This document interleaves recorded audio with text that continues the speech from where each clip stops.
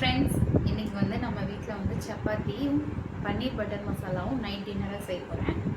வாங்க பார்க்கலாம். வீடியோக்குள்ளே போகிற முன்னாடி சப்ஸ்கிரைப் பண்ணிக்கோங்க.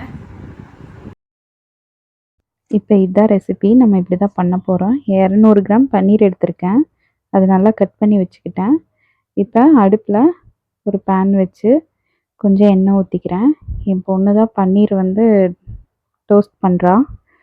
கொஞ்சம் மஞ்சத்தூள் போட்டு நான் வீடியோ எடுத்துகிட்ருக்கேன். அதனால் இப்போ நல்லா அந்த பன்னீரை ஃபுல்லாக எண்ணெயில் போட்டு கொஞ்சம் நல்லா பாயில் பண்ணிக்கலாம். அப்போ தான் அது ஃப்ரை பண்ணுறப்ப கொஞ்சம் கெட்டித்தன்மை கிடைக்கும்.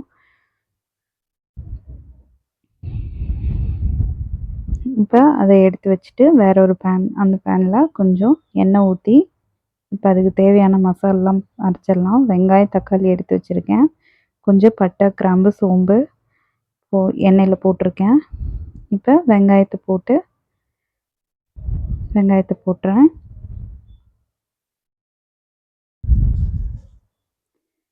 நல்லா வணக்கிக்கிறேங்க.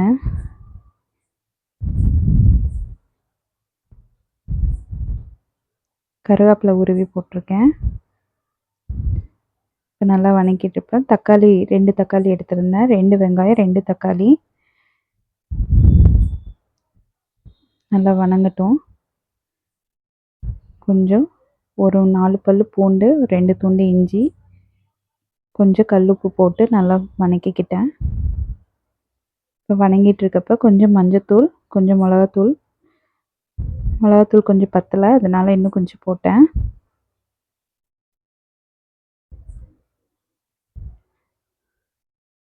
அப்புறம் கொஞ்சம் கரம் மசாலா தூள் போட்டேன். கரம் மசாலா தூள் போட்டு நல்லா வணக்கிட்டேங்க. மல்லித்தூள் 2 ஸ்பூன் போட்டேன். இப்போ இதை நல்லா சூடு ஆறினோன்னையும் இப்போ இந்த மிக்ஸி ஜாரில் போட்டு அரைச்சி எடுத்து வச்சுக்கலாம். இப்போ அரைச்சி வச்சிட்டேன். இப்போ கொஞ்சம் வேற ஒரு பேனில் எண்ணெய் ஊற்றிக்கிட்டேன். கருவேப்பிலை போட்டுக்கிட்டேன். அரைச்சி வச்சுருந்தேன் இந்த விழுது எல்லாத்தையும் போட்டு நல்லா எண்ணெயிலே பரட்டி விட்டுட்டேன்.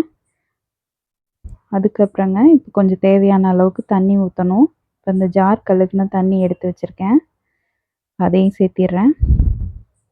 நம்மளுக்கு எவ்வளோ தண்ணி தேவையோ அந்த அளவுக்கு ஊற்றிக்கிட்டேன். நல்லா கொதிச்சுட்டு இருக்கிறப்ப கொஞ்சம் கல்லுப்பு போட்டுக்கிட்டேன். மூடி வச்சிடலாம். இப்போ அதுவே நல்லா எண்ணெய் பிரிஞ்சு வந்திருக்குங்க.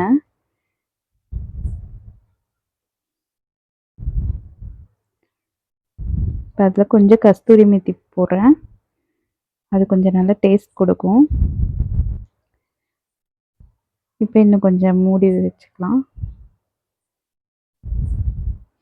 இந்த பன்னீர் எல்லாத்தையும் உள்ளே போட்டுடலாம்.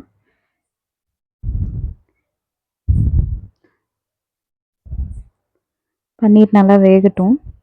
நல்லா ஒரு பெரட்டி விட்டுடலாம். பெரட்டி விட்டுட்டு மூடி வைக்கிறேங்க. ஒரு 5 நிமிஷம் கழித்து பார்க்கலாம். இப்போ நல்லா கொதிச்சு எண்ணெய் பிரிஞ்சு நல்லா வந்திருக்கு. அவ்வளோதாங்க, பன்னீர் நல்லா கொதிச்சிருச்சு. நம்மளுக்கு எவ்வளோ தேவையோ எசன்ஸ் வேணுமோ அந்தளவுக்கு பார்த்து எடுத்துக்கலாம். இப்போ இதில் கொஞ்சம் வெண்ணெய் சேர்த்த போகிறேன். வெண்ணெய் போட்டு அடுப்பு ஆஃப் பண்ணிட்டேங்க. மல்லித்தலை போட்டு பன்னீர் கிரேவி ரெடி ஆயிடுச்சுங்க. லைட்டாக பரட்டிட்டு மூடி வைக்கிறேன். அவ்வளோதான், பன்னீர் கிரேவி ரெடி. இந்த பன்னீர் கிரேவி இப்படி தான் இருக்கும். டேஸ்ட்டு செம்மையாக இருக்குங்க. செஞ்சு பாருங்கள். இப்போ சப்பாத்தி செஞ்சிட்ருக்கேன். நீங்களும் உங்கள் வீட்டில் செஞ்சு பாருங்கள். பன்னீர் கிரேவி சப்பாத்திக்கும் நல்லாயிருக்கும்.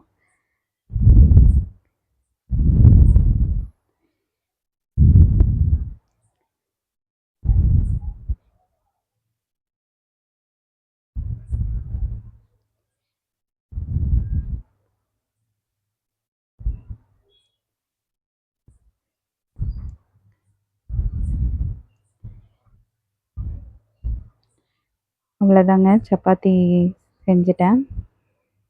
சப்பாத்திக்கு பன்னீர் பட்டர் மசாலா ரொம்ப டேஸ்ட்டாக இருந்துச்சு. நீங்களும் ட்ரை பண்ணி பாருங்கள். பிடிச்சிருந்தா லைக் பண்ணுங்கள், சப்ஸ்கிரைப் பண்ணுங்கள்.